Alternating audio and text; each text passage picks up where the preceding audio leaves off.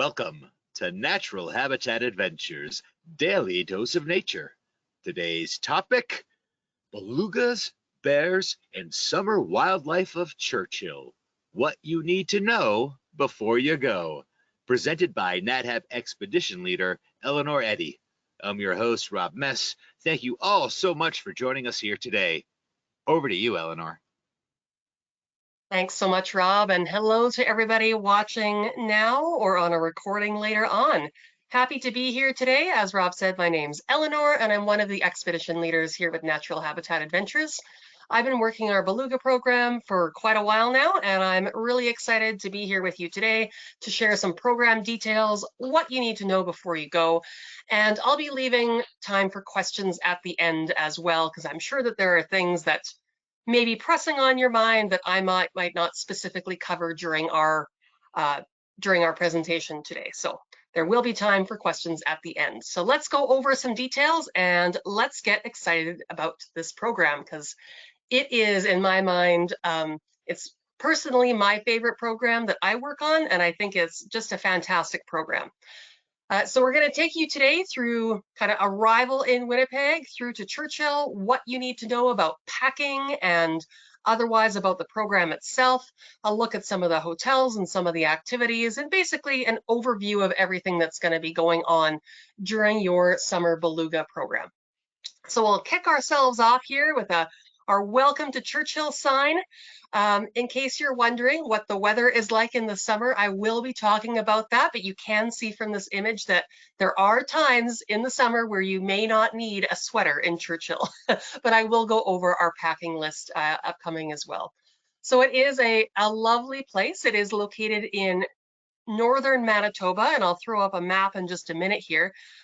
To me, it's one of the most beautiful places in the world, especially in the summer when the tundra and the landscape as a whole undergoes this really brief push of life, and so many migratory animals come through, both the belugas, the polar bears, a number of fish come into the river. There's so many birds that come through, and there's these various wildflowers that bloom throughout the summer as well. So it's just such a very rich, diverse place, although a lot of that life is quite small, and you've got to get down to really appreciate some of those flowers. It's just so fantastic and so open and so different than so many other places in the world. If you're looking at this image and thinking, wow, those are some beautiful colors, maybe you've also noticed that white blob in the kind of center left of the image. That is indeed a bear sleeping in the grass alongside the coast there. So just a lovely image of a beautiful summer sleeping bear. So it is, like I mentioned, a sparse place. I consider it to be really otherworldly, but also so very beautiful. It's, like I said, just unlike anywhere else that I've experienced. So let's take a look about how we're going to get you there and where you're going to start and where you're going to go. Our summer Churchill trip starts off in Winnipeg. That is our meeting place for the trip. I'm just going to throw up a little star here that you'll see popping onto the map. There you go. So Winnipeg is the capital city of the province of Manitoba. Manitoba is located directly north of North Dakota and Minnesota. So it's very similar in appearance to those states, especially in the southern part there. Lots of prairies, lots of open skies. Winnipeg is a really lovely city to visit in the summer as well. Lots of things going on, tons of walking trails, outdoor festivals, things to do in the city as well, and just a generally nice place to be. From Winnipeg, that is where we're going to meet and have our welcome dinner, and then we are going to be traveling up via plane to Churchill. Let's see, get our second star popping up. There we go. And so that is the location of Churchill, Manitoba, where the bulk of the trip is going to take place and where we are going to do our whale watching and hopefully other wildlife viewing activities as well. So Churchill, you can see that northern star there. It is located in that same province of Manitoba, but at the northern extent of it, along the west coast of Hudson Bay. Hudson Bay is this really big, cold inland sea of the Arctic Ocean. So let's take you through your arrival at the Winnipeg airport here.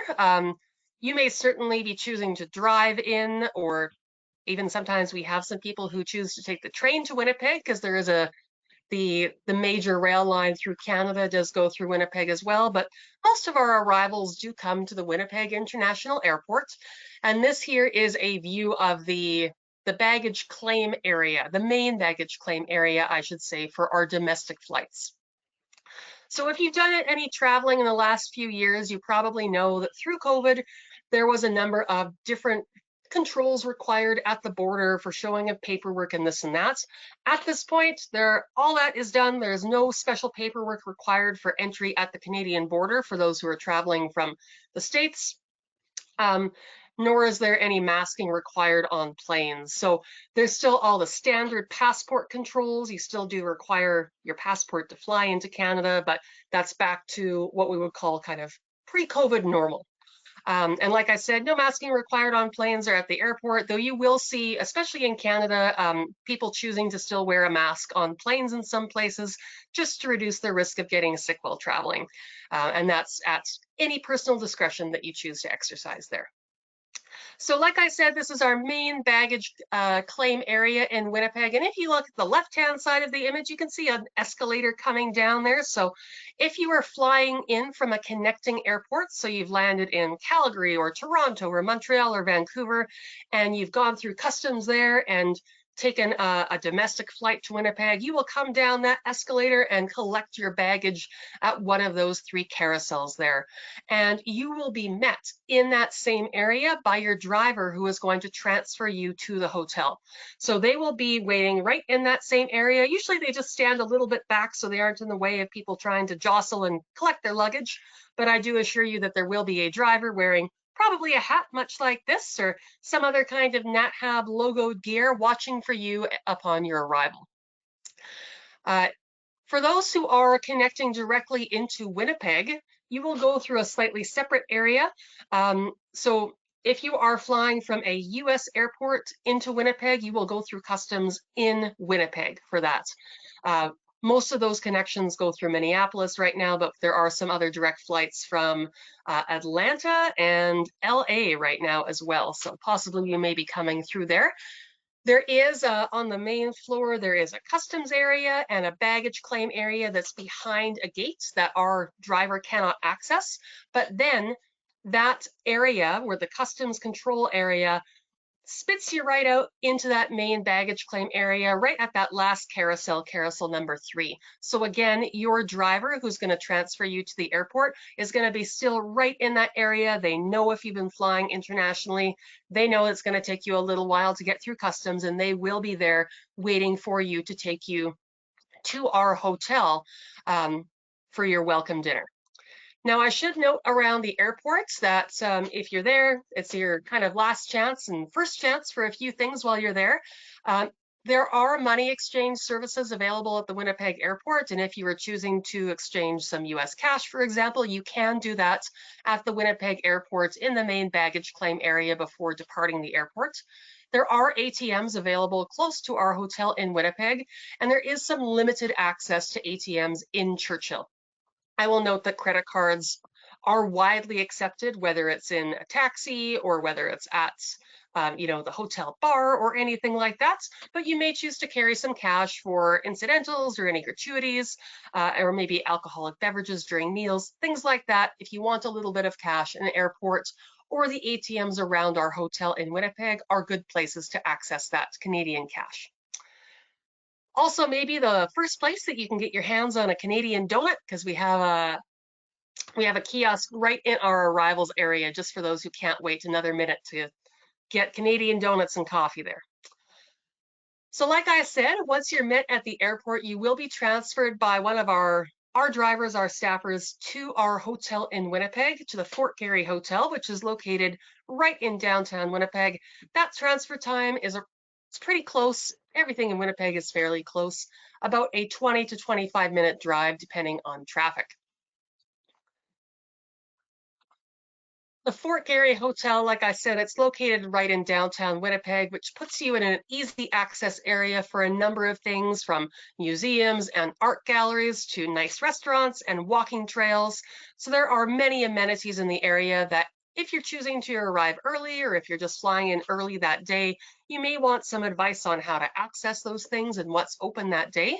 And both your driver who meets you at the airport, as well as the reception staff at the Fort Garry Hotel, will be able to help you out with any advice around what's fun to do with however many hours you have in Winnipeg. So it is a lovely hotel. I do spend a lot of my time in this hotel. It does feel like a second home, and I do very much love it. And you can probably see just from the image of the lobby why it's super classy is the word I want to use for it here. It was built in the early 1900s as one of the original railway hotels, and it still maintains an awful lot of its original charm. So you will be meeting your expedition leader for your welcome dinner on day 1 of your trip. If you've already received your pre-trip information, you'll see that we recommend arriving no later than 5 p.m. on day 1. And like I said, many of you may choose to arrive earlier just for a bit of extra security or to have some time to explore Winnipeg and ensure that you don't miss your dinner. So you will be meeting your guide at your welcome dinner at 7 o'clock on day 1, and that welcome dinner is located right in the hotel itself. When you check into the hotel, they will give you a letter about where you will be meeting your guide and anything else you need to know about the upcoming trip. So that all happens on day 1 of your trip. You meet your guide, you meet the other participants on your trip, and then the next morning we are off to Churchill to start our adventure in earnest. We do fly on a chartered aircraft up to Churchill. It is so wonderful and so convenient. I do want to go over the baggage requirements for our charter aircraft because we do have to go within the aircraft's weight allowance, just like we do for a normal airline flights. So we do ask that each guest limits their luggage to one ideally soft-sided suitcase with a weight limit of no more than 50 pounds, as well as one carry-on or day pack size item that will come with you onto the plane. And that does have to fit underneath the seat in front of you. While this is a good sized plane, it is a smaller plane than a lot of other commercial aircraft, and the overhead bins are relatively small. So all of the carry-on size luggage does have to fit underneath the seat as opposed to in the carry-on luggage. And we know from experience that what we would consider a full-sized roller bag will not fit in those areas. So when you get your pre-departure briefing, you'll see that there is an actual size limit listed for that as well. And we would definitely recommend that you take a look at that so that you can be with that baggage on the plane. Now, if you have a larger sized carry-on bag, and this is especially relevant for those who may be coming on a photography trip or carrying a lot of photo equipment, we are able to accommodate an extra bag for that. And we have a system where we're able to specially tag that bag, and it goes in a special compartment at the back of the plane. So it's not going to be with you on the flight itself, like it won't be sitting with you at your seat, but it won't be going in the general cargo area. And we do ask that if you have to bring that secondary carry-on bag for your photo equipment, that it not exceed 20 pounds, because again, we have to work within the aircraft's weight limits. If you've been on a big trip, or maybe you have some excess luggage that you don't want to take up with you, or you're having second thoughts about how much you want to take, you are always welcome to leave baggage at the Fort Garry Hotel in Winnipeg, and then you retrieve it upon your return. We do suggest locking that luggage if you have any luggage locks, just to discourage theft. We do keep that in a secure area, but it's always nice to have that extra lock on it as well. You should have received, or you will be receiving, luggage tags with your NatHab logo on it and space for your name. So that will come in your pre-trip package, and you can use that as soon as you start heading towards your trip. And that way, when we see your baggage arriving in Winnipeg, as well as going up on this flight, you'll have that all properly tagged. So lots to know there about luggage, but it's generally pretty similar to what you would be taking on another commercial aircraft. So our trips have a maximum of around 14 to 15 people as a general rule.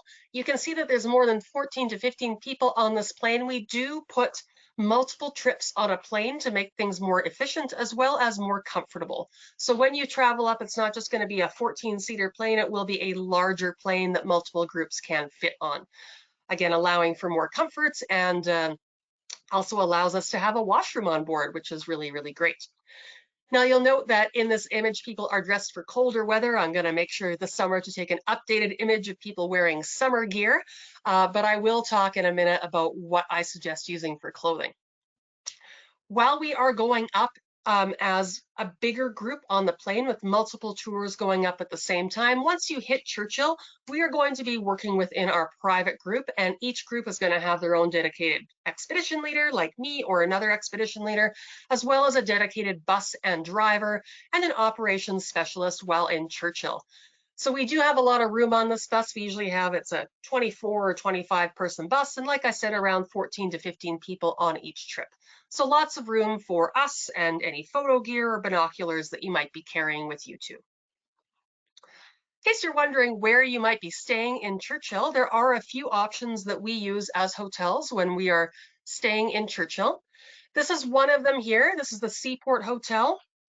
All of the hotels are located in the same area of town, and that's because town is not that big. Everything is kind of in the same area, but they're all pretty well clustered, and they're all pretty well similar levels of service of all these places. So some of these hotels do have stairs to get up to the rooms, some do not, and are on one level. I will tell you that none of the hotels has air conditioning, though many of them have fans available on request should we end up with an exceptionally hot day by Churchill standards. Here's an example of what one of the rooms looks like on the inside. So like I said, pretty standard hotel fare. You've got comfortable beds and windows that shut, catch a breeze, and most importantly, I think for some of the summer months is that they all have really heavy blinds. Summer months in Churchill are characterized by very, very long days, and if you want to sleep in past 2:30 in the morning, you'll be very glad for those heavy shades that are on the windows there. Now, some of our hotels that we stay in have restaurants right on site. Sometimes we'll be making the rounds and trying out all the restaurants in town. I would remind you that there is space in your pre-trip information and in your portal to give us information on any special dietary requirements that you have. And it is really critical for our knowledge that we get that in advance, because we can accommodate like pretty typical special dietaries like gluten-free or like vegetarian, but we do need to know this ahead of time because this is a very remote area. With very intermittent food deliveries. So if we don't know about a special food requirement until you arrive in Winnipeg, it may be challenging, if not impossible, to be able to get that food up to us in Churchill during the time of your stay. So please do make sure to either advise your adventure specialist or make sure that that information gets into your portal directly. Now, it is, like I said, a remote area. There's always a good amount of food. The food is decent. You will never go hungry. Our welcome dinners and farewell dinners in Winnipeg are done in a private room, but in Churchill we'll be eating in general restaurants. We'll not have private spaces for those. No matter which restaurant we're at, it's usually done as a limited rotating menu to be able to ensure quality of service and that we're not waiting forever for our meals. But I assure you that you're going to have lots of options within that limited menu that work for you. And again, if you let us know about those special dietaries, then we are able to communicate with restaurants ahead of time as well and always make sure that there's something safe and healthy and tasty for you to eat. I have a little note on my my note pages around this to say sometimes we run out of things, and that is true as well. Recall I said that we are in a remote area and food deliveries are intermittent, so every so often we do experience the phenomenon of, for example, the entire town running out of milk or running out of ketchup. So please just be aware of that and be ready to be flexible on our dining options. And sometimes it's lettuce that we run out of, or sometimes it's something else, but there's always going to be enough food, and there's always going to be food for your dietary needs. So let's talk about what you need to bring with you. I'll talk about clothes in a second. I just want to say that if you are traveling with special dietary needs, for example, that are more robust than just a standard vegetarian or gluten-free diet, perhaps you're vegan or perhaps you follow a more strict diet as well, you're always welcome to bring up snacks or other special foods with you as well to supplement what we can get you on site. Now, talking about what to wear, the name of the game is layers, layers, layers, and then some more layers on top of that. This is a picture of me and another of our expedition leaders, Judy, and this is us in Churchill in the summer. And I would consider what I am wearing right there to be a really typical outfit for me that I'm either wearing during the day or taking with me during the day. So Churchill is located on the shore of Hudson Bay, so it is a coastal region and it is in the subarctic. Churchill in the summer can be hot, it can be cold. It's usually windy or at least breezy, and sometimes it's rainy. The sun stays up a long time, and there's often quite a bit of glare on the water if there is exposed sun that day and no clouds. So with that, layers are going to be your friend because you're able to take them off or put them on as needed throughout the day as conditions change. What I'm wearing or carrying with me in this image includes a waterproof jacket as well as waterproof pants. A good set of waterproof outer layers is going to be critical for your happiness and success on this trip, both because we are often around the water. You may be splashed or spat upon by a beluga, and it's often, like I said, rainy or windy. So having those waterproof layers, and I do want to emphasize waterproof, not just water resistance, is going to be really, really great. You'll notice there I'm actually wearing two hats, and that's pretty typical for me as well because I hate having cold ears. A brimmed hat, whether it's brimmed all the way around or just a front brimmed is acceptable as well. And then some kind of a warm hat as well. And I always make sure I have both those hats with me when I'm out during the day, both for comfort and for style, as you can tell. For other outer layers, I also carry with me a pair of gloves. We do recommend waterproof as well as windproof. These are really helpful for cool and windy days on the water. And if you're choosing to kayak, having a pair of something like a Gore-Tex glove or a neoprene glove that's also usable for kayaking is really, really helpful, especially if it's a cooler day as well. Helps keep your hands warm and able to more easily grip the paddles. Some people, myself included, sometimes find that like I get cold hands really easily. And with that, I often will actually wear just a pair of fingerless gloves, and I pretty well put those on in the morning and take them off at night.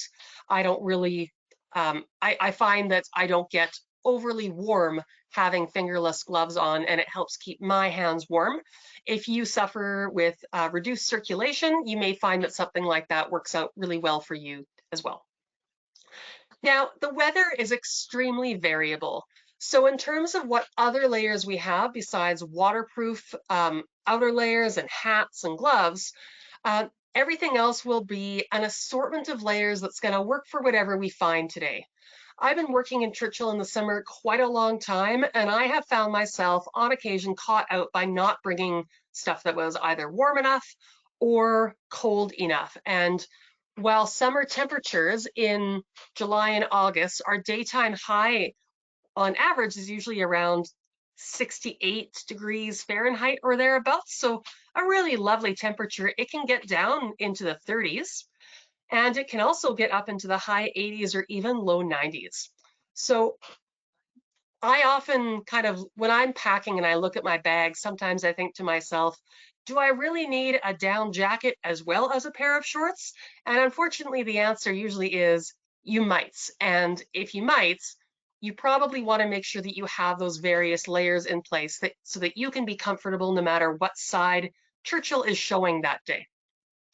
So I will, underneath that jacket, I've likely got a warm fleece on.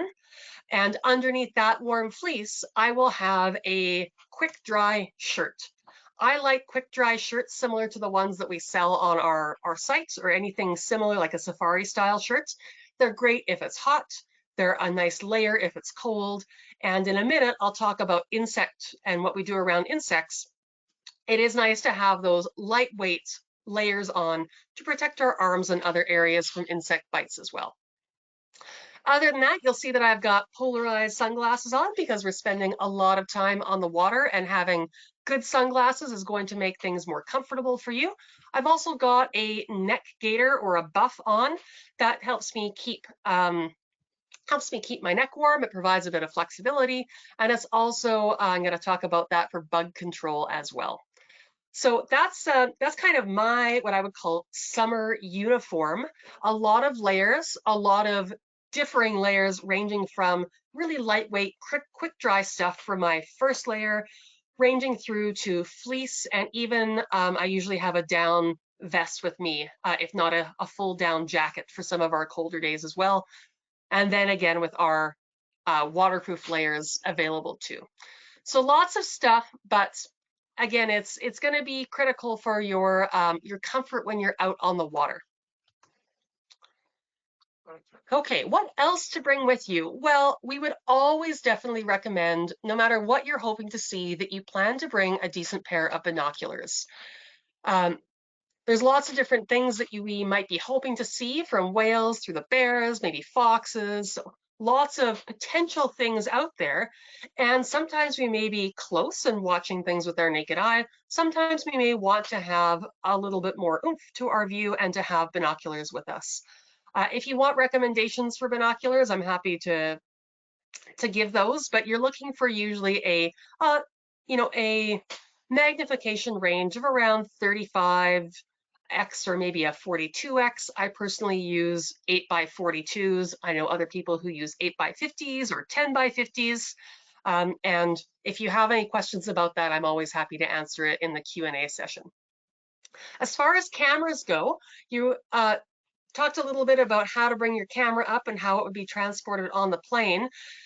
What kind of lenses might you want? What kind of cameras might you want? Well, with the whales, generally speaking, we don't need a really long focal length and really those really big lenses for viewing whales. However, you may want longer lenses for other things that we might be seeing from the boat, which can include bears or foxes. It's often easy in the boat to actually get good cell phone shots on the water as well, as long as you have a really good grip on your cell phone and you're not sacrificing it to the Hudson Bay. So in terms of what lenses I would be bringing, I like to have something fairly wide angle for shots on the water and shots of the belugas. Then I would usually bring, I've got a 100 to 400 that I find really useful for a lot of both mid-range and distance shots. If you have some things longer than that, if you have like specific birding lenses, you might find those useful as well, but that's going to depend a little bit on what you're hoping to see and what you like taking photos of.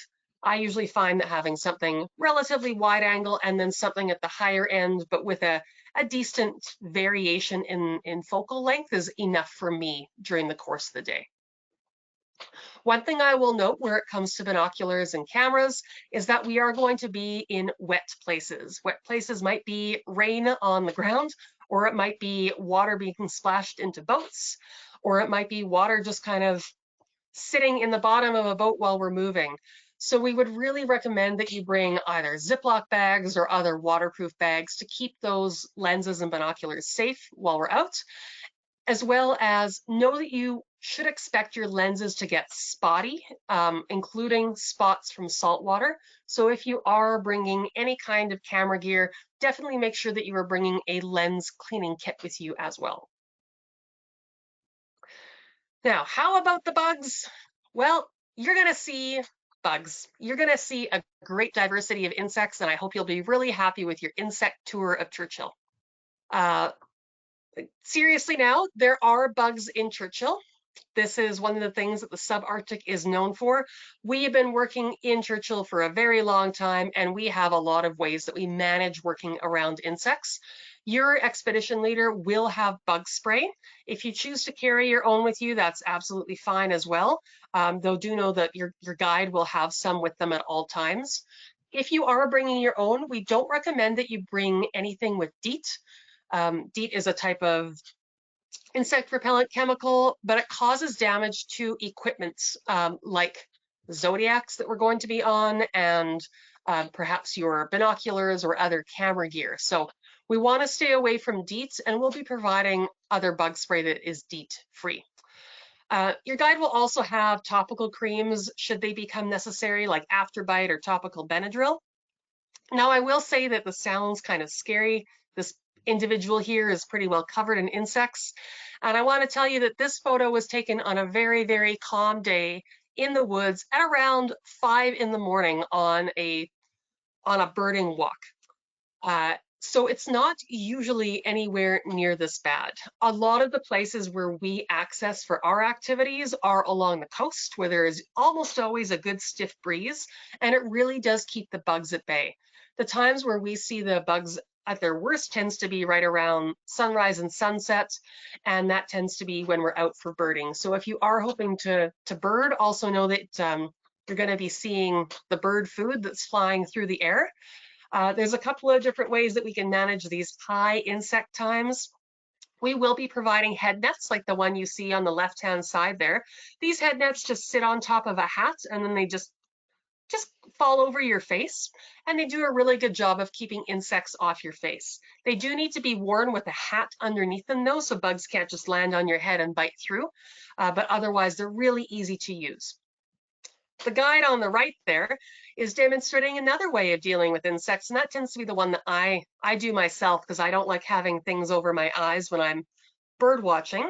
And that is to wear something over your face and ears so that you're not being bothered on your face. So something like a gaiter or a buff or a bandana can be tied over your face and used to kind of be an insect filter as well, but still leaving your eyes free to see.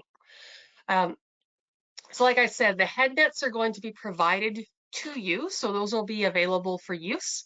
And I do want to emphasize that this is not your day-to-day expectation.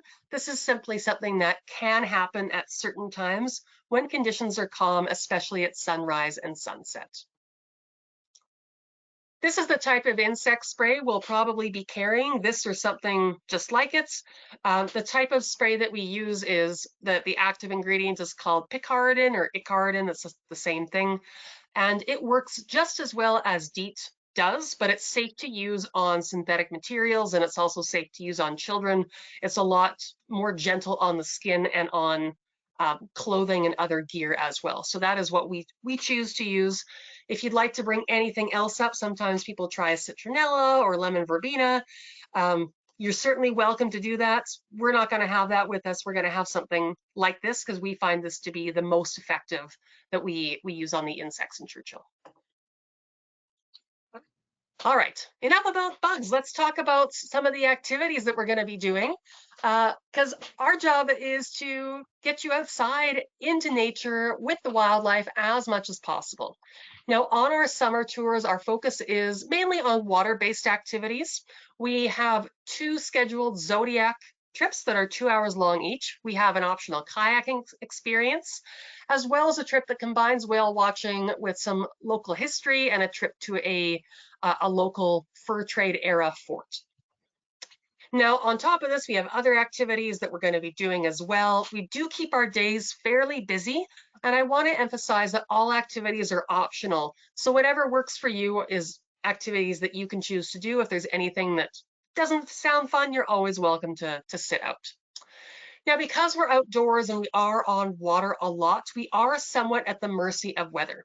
Your guide will keep you updated as needed. There are a few conditions where we may need to reschedule water time, and those tend to be either very high winds with associated choppy water or lightning.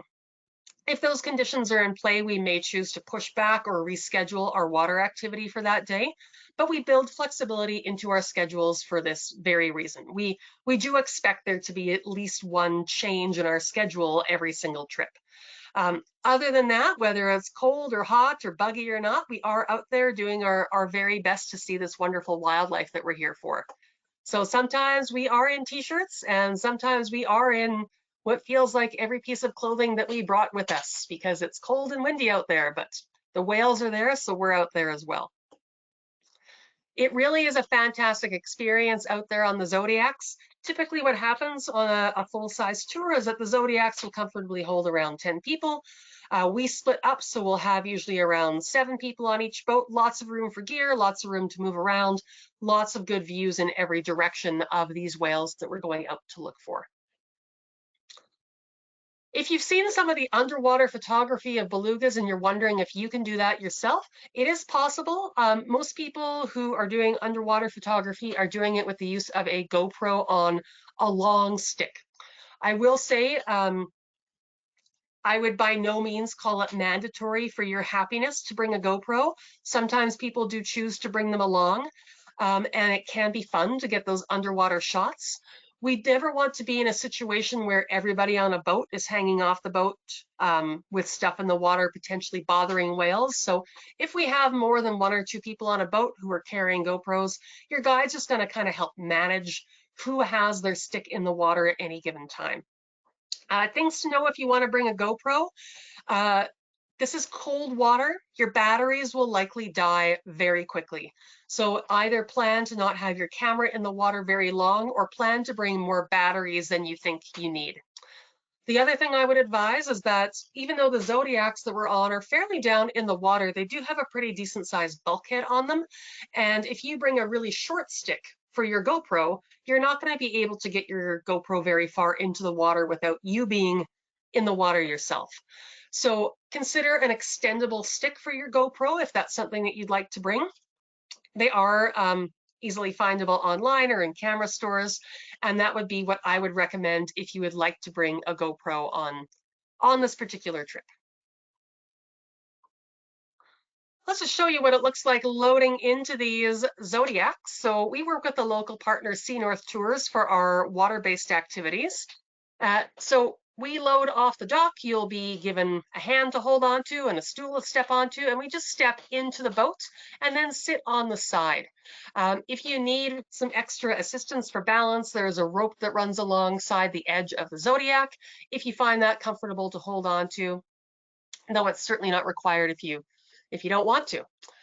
Anytime that we're out on the water, we are going to be wearing life jackets, especially in the Zodiacs as well as in our kayaks. We'll see that they are relatively bulky life jackets, but that's often not a bad thing because it adds a bit of warmth and insulation to our activities if we're out there on cold days. The water around Churchill tends to be fairly calm.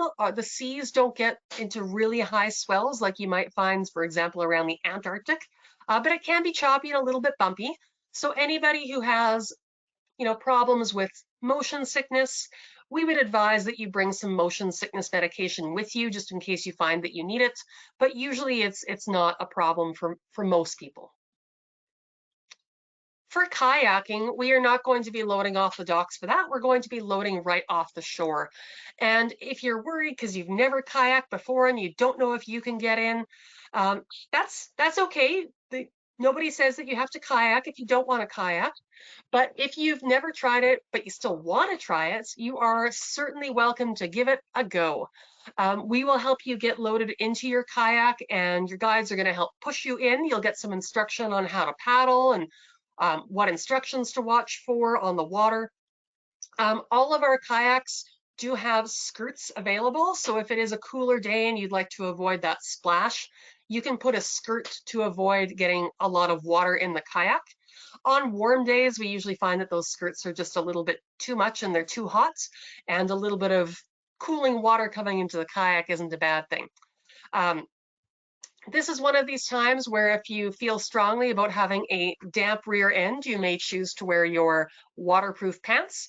Though some people just choose to wear some lightweight quick dry things and just commit to having the dampness while they're paddling around. That's certainly at your discretion, at your choice. Now, you'll be hearing a lot of me saying like layer up and layer down and put this on and take this off. Do know that we will be giving you time before and after these water activities to gear up as needed, as well as gearing down afterwards if needed as well, depending on the current weather conditions. So don't feel like you've got to walk around all day bundled up like a marshmallow. You will have time to put these things on and take them off again too. So this is, like I said, an activity for those with experience or those without experience if you'd like to give it a try. There will be a support Zodiac close to us at all times if you experience any problems or just get tired, or if you have questions. They're always able to motor over to you and answer those questions and help out. We have both single and double kayaks available, so you can let your guide know at your welcome dinner if you have a strong preference one way or the other for those singles or doubles. Now, if you are exceptionally brave and want to try out something even a little bit more different than kayaking with belugas, you could actually take the option of stand-up paddleboarding with the belugas if you would like. We tend not to have too many people choose this option, but if this is something that makes your eyes light up and you feel really interested in this, do know it is an activity that could replace the kayaking if you would like that. One thing that you would need to know for this is that if you want to stand up paddleboard, you will need to bring a bathing suit with you. The wetsuits are provided, the bathing suits you got to bring with you.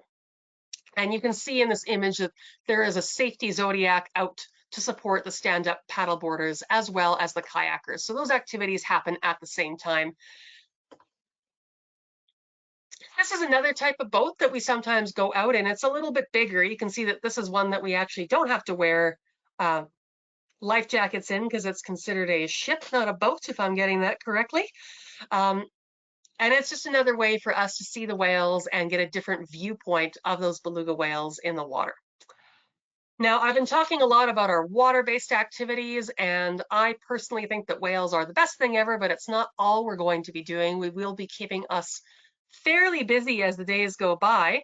We are going to be doing a visit to a dog kennel with a local musher. If conditions are right and it's not too hot for the dogs, we may get to experience a dog cart ride. There won't be snow, but the dogs like to pull whether there's snow on the ground or not. So if conditions are safe for the dogs, the musher will be able to take us out for that little adventure. But either way, it's a great experience to get to meet with a local musher, hear about how he works, and meet those wonderful dogs as well. We're also going to be heading out on one of these big machines here. If you've ever looked at our polar bear tours or visited us during polar bear season, you may have seen these big polar rovers before. So these are large machines designed to go over the tundra. And we're not going to be spending full days out on this machine, but we will have a half-day adventure going out and exploring the tundra on one of these big polar rovers. These are, like I said, big machines. They sit between 36 and 40 people, and we will have not anywhere near that many. So lots of space to look around, snack on some great food, see the tundra roll by, and keep our eyes open for wildlife as we go. It is a great way to see the tundra in a different way, and it gets us out into new areas that we can't access by other vehicles or by walking in any other way. But it doesn't mean that we won't be doing walks anywhere else. It is, this is a tour where we do try to get out and walk around as much as we can.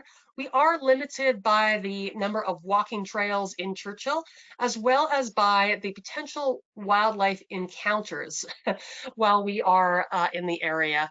So all of our walks that we may do outside the town of Churchill are going to be done in a monitored way and in a way that ensures our safety. So like I said, Churchill does not have a large trail network. So as we head out to do walks, whether it's, ecology walks or whether we're looking for birds or flowers or something else, you can expect walks along old roads, along beaches, along rocky shorelines, the tundra, old rail beds, as well as that small network of boardwalks and trails. So that particular boardwalk there takes us to the Prince of Wales Fort. It's a lovely old fur trading fort that we access across the river by boat and then walk our way in and get some information around the history of Churchill at the same time. There's a lot of history in the Churchill area, both of the Indigenous peoples and of the settlers that have come in since and engage in fur trade. Some of this includes the fort, it includes the cannons that we can find there, and we have opportunities to learn more about this with local presenters as well as from your expedition leader directly. So just kind of going through to give you an idea of some of the types of walking surfaces that we may be walking on. This is a great example of what some of the walking trails look like, very gravel heavy, some up and down, the odd like larger rock within there. This one here is an old an old trail along a beach that's just accessed by foot, and it's very sandy underneath. Or we may be going along the beach in more rocky areas as well, and actually going on some of these very smoothed out by glaciers rocks, very lovely rocks actually. So those are some of the types of footing that you can expect on some of these walks. Now, like I said, all of these walks are being done in a managed way because Churchill is a place where polar bear encounters are expected, and we do have these encounters fairly regularly. There are signs all around the exterior of town that say, stop, don't walk in this area. And those signs do mean something, and they are up there for a reason. However, we still want to get out there and see all those places. So when we go out, we are going to be going out with the support of a bear monitor to keep us safe in the event that we do have a wildlife encounter. And their job is to be aware of any potentially hazardous wildlife that's around and then keep us safe should those encounters happen. Now with this, you may be wondering, am I going to see bears on this trip? Well, certainly maybe. Summertime is a time where bears come onshore as that sea ice melts and recedes away from land. Bears will make their way onto land, and year to year, it's quite variable about how many bears we see, how we see them, whether each trip sees them or not. We've had years where we've seen very few bears and other years where bears have been very, very regularly seen. And you know, bears will come off the ice, and I can report that the first one of the summer was recently spotted close to the town of Churchill just last week. However, bears are also really, really good at hiding, which is why we always head out on our walks with a bear monitor, because we are always assuming and knowing that there are bears there, even if we can't see them. One of our activities that we're really happy to have is a 60-minute scenic helicopter flight, and this is included on all our trips. It is primarily meant to be a scenic overhead flight of the area to give you a new perspective on the land and of the habitat around, though we can also be watching out for any potential wildlife sightings, and your pilot tends to be really good at noticing them and pointing them out as well. On these trips, everybody faces forward and everybody gets a window seat, so no matter which machine you go up in and what time you go up in, you should be able to get a great view and potential for great shots. That's not all the activities that I mentioned that we were jam-packed. We have things like visiting the Sanitak Museum, which is a local Inuit art and culture museum. We will be meeting with some of our local Indigenous folk and talking about, you know, those who make the North their home and our people who live here, and hearing about the stories of those who live here. You may also be wondering if you're going to see the Northern Lights when you're there in the summer. The answer to this is also a solid maybe. Remember I mentioned that in the summer, Churchill is characterized by extremely long day lengths. Because of this, aurora sightings in July are very, very, very unlikely, simply due to the amount of light that's still in the atmosphere. Auroral light is actually quite faint, and our eyes are very poor at picking it up when there's any ambient light. So as we get further on into the summer, our chances of seeing aurora increases, but it's by no means ever guaranteed in the summer. There is still, in fact, quite a lot of light in August as well. But if aurora is visible, NatHab will facilitate a safe viewing experience in a way that gets us out there and able to see those lights. If you are concerned about or wondering about taking photos of the aurora, we do have tripods available for loan, so there's no need to bring a tripod just in the in-case event of seeing aurora. There will be some available for loan should you require. So with that, I want to, like I said, make sure we have lots of time for questions, so I will hand things over to Rob for our Q&A session right now. And as we're going through our Q&A, I'll just kind of keep some lovely photos going of some highlight photography that was taken in the past few years. All right, thank you. Now, before we start with the question and answer session, I'd like to remind everyone that you can submit your questions via the question field in your control panel. All right, let's get to these questions, Eleanor. So, do you know how long the flight from Winnipeg to Churchill will be? Thank you. That's a great question. That flight, because it goes more or less directly north, is highly variable depending on the direction of the wind. I would say on average, we're looking from 2 to 2.5 hours heading north, And then when we turn around and head south at the end of the trip, it's usually between 1.5 to 2 hours. So it's big difference depending which way the wind's blowing on that flight. Great, thank you.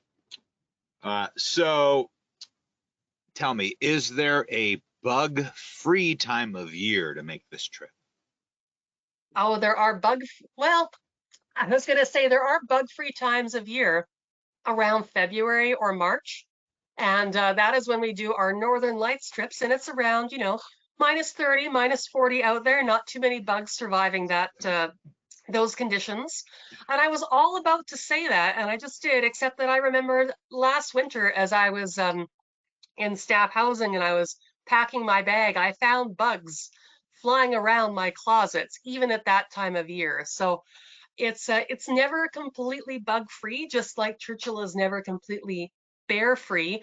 But I do want to assure you, like I do voluntarily choose to go up there every summer. And not only am I voluntarily choosing to go up there, I am so excited. I cannot wait to be up there. And the bugs are quite the afterthought.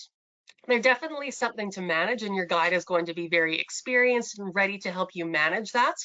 But truly, you will hardly ever notice them when you're out there looking at whales. And we will have everything on hand to make your experience as good as possible when we're out, even if there are bugs around you at that time. Great, thank you for addressing that. So I shouldn't bring my goggles then?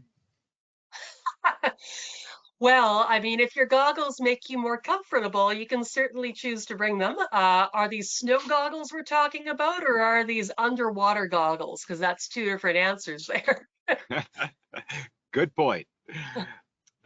So what kind of foot gear do I need to use if I'm in the kayak?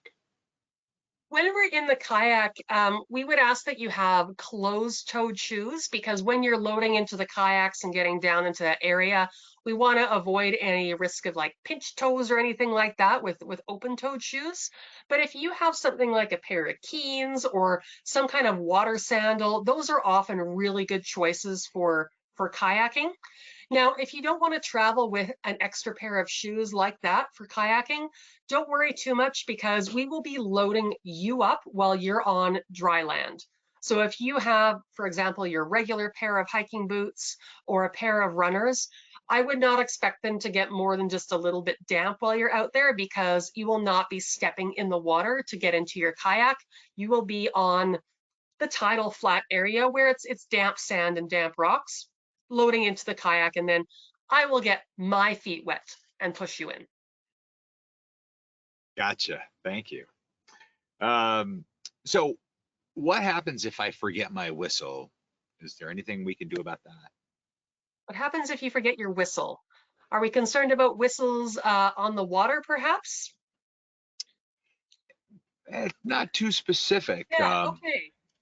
Well, I'll answer generally in that case. So the reason that we tend to use whistles on the trip are for safety in when we're in kayaking and in boats.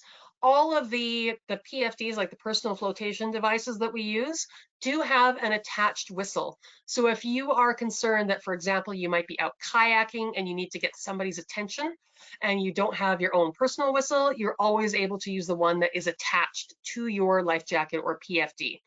I will say that usually while we're out paddling or in the Zodiacs, we tend to stay relatively close to each other. So while I know that my jacket has a whistle, I usually, if I need to get somebody's attention, I just yell, because we're on water and the sound tends to carry quite well.